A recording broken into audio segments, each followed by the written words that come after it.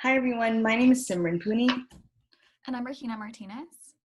and today we'll be presenting on the perceptions of the Canadian criminal courts, exploring the intersections between racialization, community bonds, and indigeneity in Canada.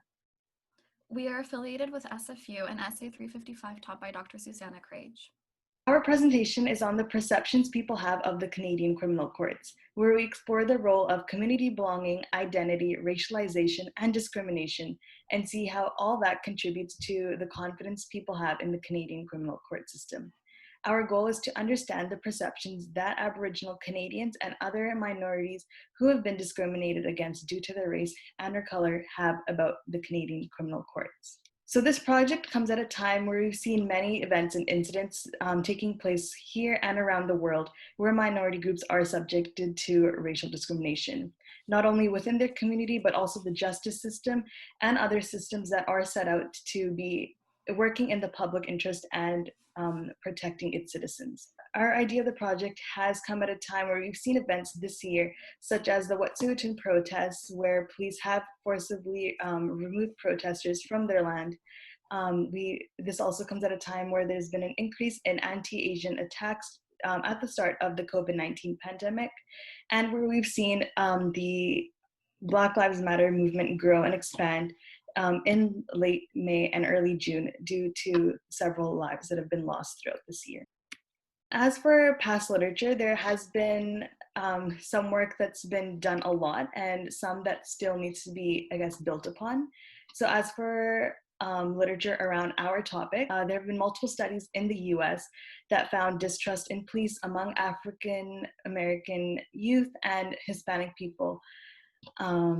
So while that has been a topic that's been researched a lot in the United States, in Canada, we have seen little published work that incorporates the perspectives and experiences of racialized minorities. And then there has also been a lack of work that revolves around Aboriginal experiences, but then some work that has been published a lot is the work around Aboriginal people and their representation in our Canadian prison, where Aboriginal people are unproportionately represented in the Canadian prisons and correctional facilities.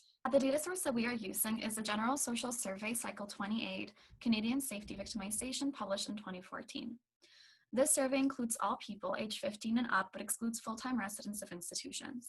By excluding full-time residents of institutions, the survey does not include Indigenous peoples who live on reserve or peoples who are incarcerated. For the provinces, the survey frame was created using a list of landline and cellular phone numbers and the address register. So people without a permanent address who do not have a phone number are not included in the survey. For the territories, the sample frame was taken from the labor force survey. It also does not include households in remote areas with a low population density, thus excluding many Inuit communities. Our measures are as follows. Our OV is confidence in the Canadian criminal courts, which is ordinal, treated like interval.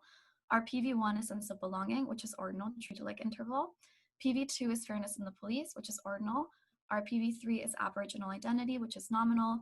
And our PV4 and moderator variable is racial discrimination, which is also nominal. For our belonging variable, we found that the majority of respondents identify as having a somewhat strong sense of belonging to their local neighborhood, and that as sense of belonging increases, confidence in the Canadian criminal courts also increases.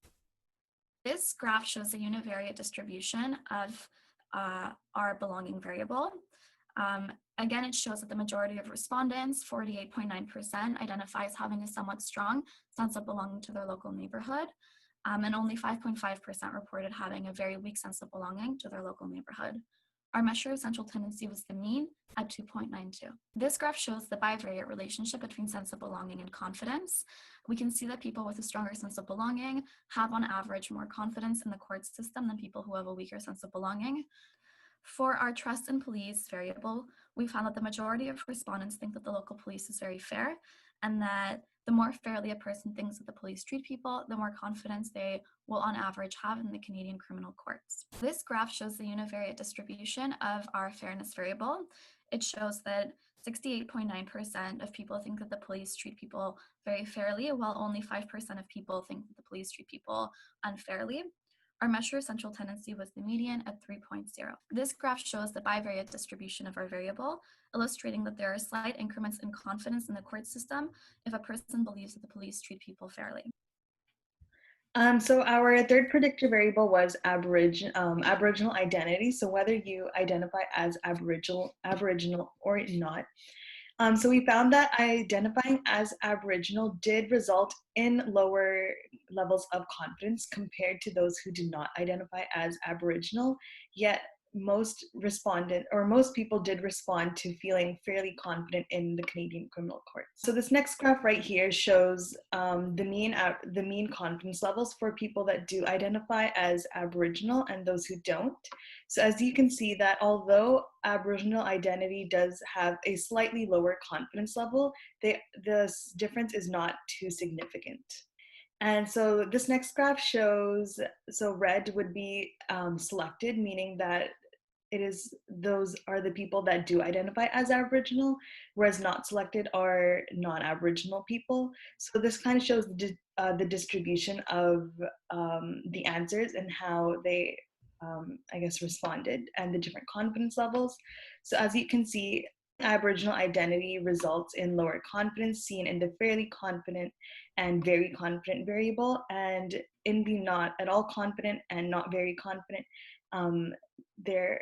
the respondents levels for Aboriginal people are a bit higher. And our last predictor variable was discrimination. So we found that discrimination did lead to lower confidence levels. And again, just like the Aboriginal variable, most people did respond as feeling fairly confident in the Canadian criminal courts.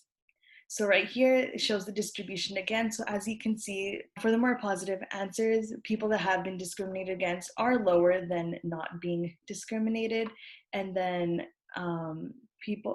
for not at all confident and not very confident, people that have been discriminated against did pull higher for those two categories. And then for our multivariate question, we used the variables of Aboriginal identity, confidence as our outcome variable, and then discrimination as our moderator variable. So we found that there was no significant difference between confidence levels between Aboriginal and non-Aboriginal people, yet discrimination was a strong moderator variable where between both Aboriginal and non-Aboriginal identifying people, discrimination did play a factor in confidence levels. So right here is our regression. So our regression shows the relationships between those variables and how they stand with our confidence variable as well. So we can see that there was a positive correlation between being discriminated against and having lower levels of confidence in the Canadian criminal courts. And then we also used perceptions of police fairness as our control variable, which also showed a relationship that viewing police to be unfair contributed to lower levels of confidence in the Canadian criminal courts. And right here is another graph that shows our multivariate question, where you can see that at the bottom, where people that have been discriminated against, whether they do identify as Aboriginal or not, have lower confidence in the Canadian criminal courts than those who have not been discriminated against. While we are comfortable rejecting the null hypotheses for all of the relationships mentioned above, the differences between the variables are not as significant as originally thought. We are not dismissing the significance of this data, but must consider the limitations of who it does not represent. In the future, we hope that census data available to researchers is more purposeful in its involvement of Aboriginal peoples and highlights the importance of their perspective in Canadian society.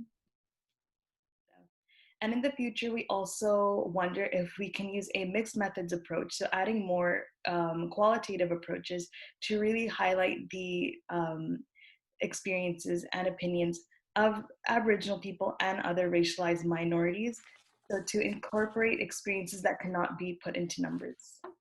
In the future, we would also wish to explore the specific experiences and opinions of diverse Indigenous communities, highlighting the differences between on and off reserve Indigenous peoples, Inuit, Métis, and First Nations communities, and Aboriginal women and Two-Spirit peoples. Thank you for your time.